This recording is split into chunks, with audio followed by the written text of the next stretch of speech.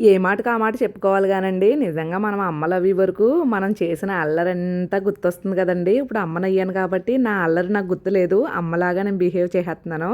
నా చిన్నప్పుడు అమ్మకి చెప్పకుండా కాలువ దగ్గరికెళ్ళిపోయి స్నానాలు చేసేసేదాన్ని. అమ్మ అయితే వెనకాలే వచ్చేసేదనమాట. చాలా రెబెల్‌గా ఉండేదాన్ని నేనైతేని. ఇంకా టవల్ పట్టుకొని అయితే వెళ్ళిపోయేదాన్ని. స్కూల్ నుంచి వచ్చిన వెంటనే బ్యాగ్ పక్కన పెట్టేసి ఫ్రెండ్స్‌ని తీసుకొని నేను చెడిపోయేది కాకుండా ఆళ్ళని కూడా చెడగొట్టేసేదాన్ని.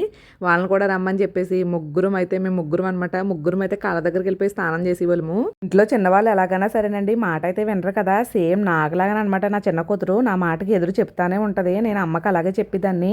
మాట అయితే అస్సలు వినేదాన్ని కాదు. ఎప్పుడు బయట తిరిగి అయితే మా అమ్మకి చెప్పకుండా వెళ్ళిపోయానని చెప్పేసి కాలువ దగ్గరికి అయితే ఒక కర్ర పట్టుకుని వచ్చేసేదండి. మా ఫ్రెండ్స్ వాళ్ళ అమ్మలు కూడా సేమ్ అంతే అనమాట. కర్ర పట్టుకుని వచ్చేటప్పటికి ఎక్కడికక్కడ పరుగు అనమాట. అట్లతోటే పరిగెట్టేసేవాళ్ళం తడి బట్టలతోటని. అమ్మో నిజంగా చెప్తున్నాను. ఆ విషయాలు గుర్తొస్తుంటే నవ్వు వచ్చేస్తుంది నిజంగానే. పెద్ద పాపకి జున్ను అంటే చాలా ఇష్టం అండి. మన నుంచి జున్ను అని తింటుందని చెప్పేసి మనం డీమార్ట్కి వెళ్ళినప్పుడు జున్ను పౌడర్ అయితే తెచ్చాము. ఇప్పుడైతే చేస్తున్నాను అనమాట. ఎలాగైనా మన ప్రకృతి నుంచి వచ్చిన జున్నే కదండి. ఆ టేస్టే వేరనమాట. ఇదైతే చేశాను కానీ ఏదో వచ్చింది. దాన్ని చూస్తేనే నాకు నచ్చలేదు. పౌడర్లతో అయ్యి ఎప్పుడు చేయమండి. గా పాలు ఉంటాయి కదండి. అవట్టే చేస్తానమాట. ఏదో వచ్చిందిలే. టేస్ట్ అయితే ఏదో కొంచెం బాగుంది. కొంచెం డిఫరెంట్గా ఉందన్నమాట. ఓకేనండి. అలా వీడియో చూస్తూ వెళ్ళకుండా లైక్ చేసి సబ్స్క్రైబ్ చేసుకోండి.